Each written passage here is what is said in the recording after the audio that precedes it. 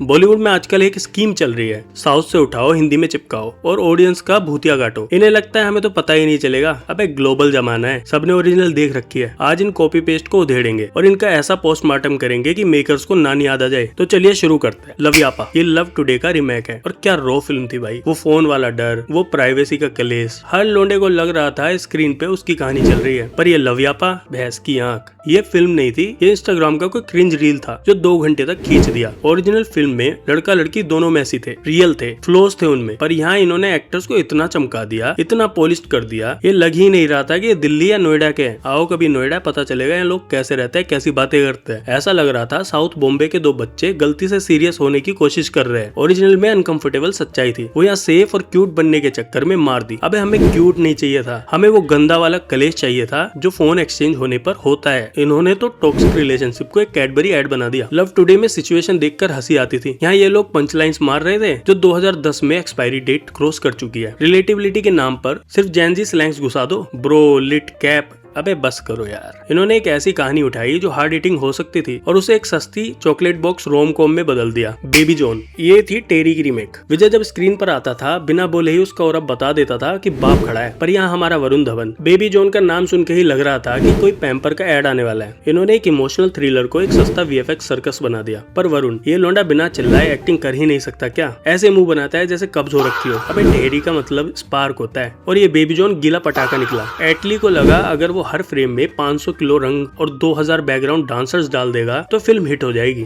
अबे ओरिजिनल में इमोशन था, कनेक्ट करता था। यहाँ तो सिर्फ नॉइज है, हर सीन इतना लाउड है कि दिमाग का दही हो जाए। ओरिजिनल फिल्म में वो बाप बेटी की केमिस्ट्री देख के रोना आता है। यहाँ तो सब कुछ इतना आर्टिफिशियल लग रहा था कि लग ही नहीं रहा था ये दोनों बाप बेटी है। इन्होंने एक मास क्लासिक उठाई और उस पे वरुणिज्म का थप्पा लगा के उसका जनाजा निकाल दिया। सेल्फी ये एक मलयालम मूवी ड्राइविंग लाइसेंस की रिमेक थी। क्या सॉलिड ईगो क्लैश मूवी थी भाई। 2 मर्दों की लड़ाई, एक फैन एक स्टार, जो एकदम ग्राउंडेड और रियल लगती थी। पर बॉलीवुड इन्हें तो हर चीज में मिर्च मसाला चाहिए। ओरिजिनल में टेंशन थी, डर था, ये लड़ाई कहाँ जाके रुकेगी। और सेल्फी में इन्होंने 2 मिनट में सस्ती कॉमेडी घुसा दी। अबे थम जाओ तुम यार। जब तुम ईगो ड्रामा बना रहे हो तो बीच में राजपाल यादव वाला ह्यूमर डाल के माहौल क्यों खराब कर रहे हो? टेंशन का तो इन्होंने रायता फैला दिया। ओरिजिनल में स्टार थोड़ा गिरे था, उसकी गलती दिखती थी। पर यहाँ अक्षय कुमार को दूध का धुला दिखाने के लिए पूरे कॉन्फ्लिक्ट की ऐसी तैसी कर दी। जब हीरो की कोई गलती नहीं दिखाओगे तो ऑडियंस कनेक्ट कहाँ से करेगी? ओरिजिनल में समझ आता था कि क्यों दोनों भिड़ रहे हैं। यहाँ सब कुछ इतना सॉफ्ट कर दिया था कि समझ ही नहीं आ रहा था कि दुश्मनी का रीजन क्या है। ऐसा लग रहा था कि बस दोनों एक दूसरे से सॉरी बुलवाना चाहते हैं। इन्होंने एक साइकोलॉजिकल बैटल को फैमिली ड्रामा बना दिया।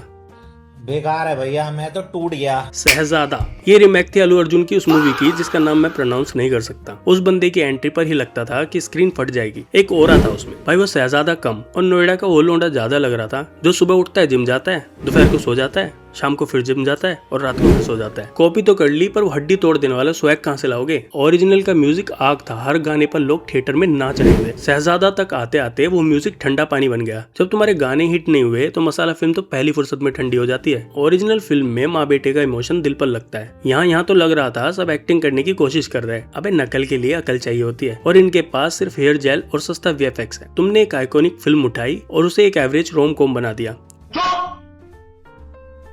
राधे ये कोरियन फिल्म आउटलॉस का रीमेक थी। आउटलॉस देखना भाई कभी, दिमाग सुन हो जाएगा, पता चल जाएगा थ्रिलर कैसे बनता है। और हमारी राधे, यहाँ तो सिर्फ सलमान भाई के ओरा की खेती हो रही थी। ओरिजिनल में डर था, स्टेक्स थे। यहाँ तो भाई ने एंट्री ली नहीं कि विलन ने पीछे से सरेंडर कर दिया। जब हीरो को खरोच तक नहीं आती तो टेंशन घंटा होगी। पूरा सस्पेंस भाई के बाइसेप्स के पीछे छुप गया। विलन का तो मजाक बना दिया भाई। रणदीप हुड्डा इतना सॉलिड एक्टर है पर उसको भी इतना कार्टूनिश बना दिया कि लग ही नहीं रहा था ये बंदा विलन है। भाई ने बस एक बेल्ट घुमाई और पूरा अंडरवर्ल्ड साफ। अबे थोड़ा तो रियलिस्टिक रखते, इतना मजाक तो सीआईडी वाले भी नहीं करते। बकचोदी मत कर लौड़े।